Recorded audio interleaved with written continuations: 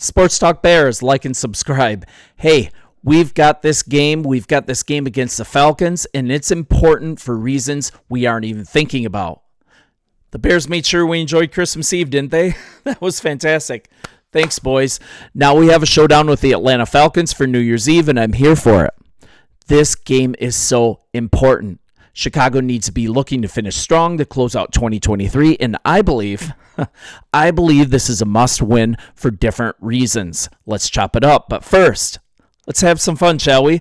Bill Zimmerman on Twitter, he gave us all a reason to thank a special someone during this holiday season, and he's saying, thank you, Pete Carroll, for wanting one more season of Russ in Seattle before trading him. This situation would have been so fitting to have it happen with the Bears. Avoiding this trade and making the Panthers trade could be the largest pendulum swing in NFL history. It's good stuff, man. Back on track. Lance Briggs, he explained the reason this game is so important so well recently.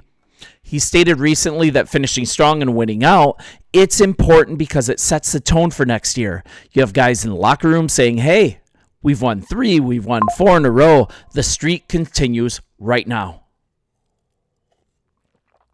Let's keep this momentum going. What he's saying is that the win streak starts now, and so does setting the tone for next year. It's so important. Remember the Lions last year. Their team build, their path to a resurgence, it almost perfectly mirrors our own. I'll do a show on that very soon, but let's look at them also crediting the winning streak at the end of last year as a huge catalyst for how this year's gone. I'm saying something.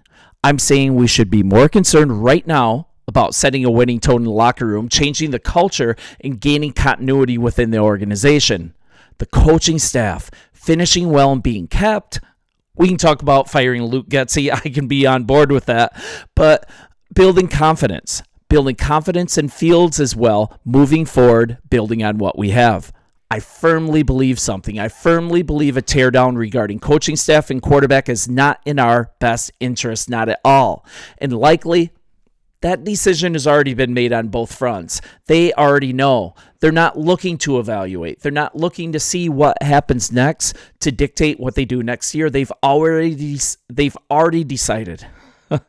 I also think something. Let's concentrate on team health too. It's super important coming into this game. Rooting for a win is way more important than worrying about falling a few spots down in next year's draft. Let's start acting like winners here, and let's start being positive. Let's root for a win.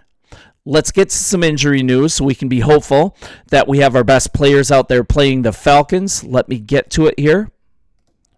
Here we go. Winning this game, putting together a win streak is super important, but we have to go through some injuries here, and it's not all good news. BearsWire.com is just a great source. This is where I'm getting the latest update, and we'll start with left guard Tevin Jenkins.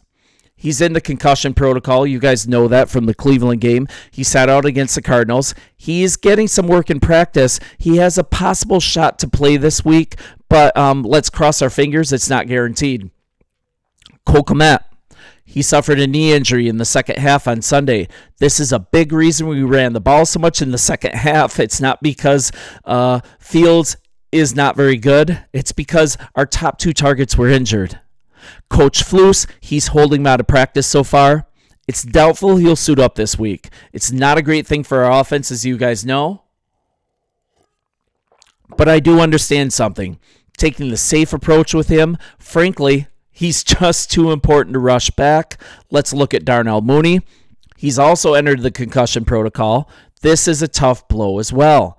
Now Fields, once again, he'll be missing 2 of his top 3 weapons, most likely, so the media can already preemptively start their narrative right now. They can start their narrative right now on how Fields does not throw for 300 yards, and we'll go around in circles like a high school debate. Sorry, I couldn't resist. I'll move on here. Center Lucas Patrick, he's also dealing with a knee injury, and as of Wednesday, he's not practicing. With Jenkins down, Whitehair filling in, expect some line reshuffling. We want to make sure we keep QB1 up and upright. We don't want him to get killed. We don't want him to have a game that he's running for his life. We want continued progress and confidence. The Atlanta defense is no slouch. This is a real team we're playing, and offensive line play is important. With all this bad news, Deonta Foreman. He's overcome his personal matter. He's back on the team. He'll be suiting up and should bolster this backfield with Herbert taking the bulk of the carries in his absence that you just saw last week. He's going to get his full complement of snaps back. I just absolutely love his running style. It's so good to have you back, Deonta. St. Brown. We've missed him, right? He's back at practice. He's ready to suit up for this game. He's been out 3 games with a pec injury. This is key because weapons are needed. We're down our top 2 targets. Should be a steady presence, guys. He likely will be our lead receiver outside of Moore, and you know what? That's a very good thing to have him back as well. Thank you, friends. Let me know how you measure the importance of this game. Are you team tank? Are you team get a better draft pick? Or are you team develop the right team culture right now? You guys know that I'm biased. See you in the comments, and bear down.